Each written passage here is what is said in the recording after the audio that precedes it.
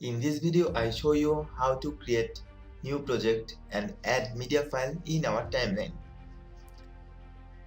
At first, click on File and click New.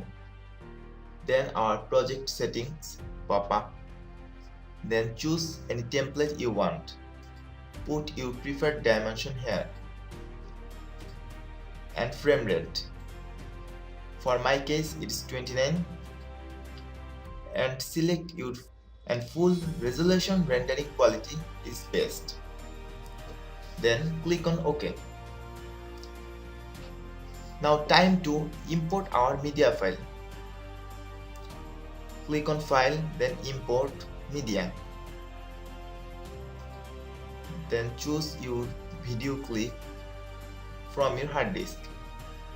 Then click Open. Now drag video clip in timeline.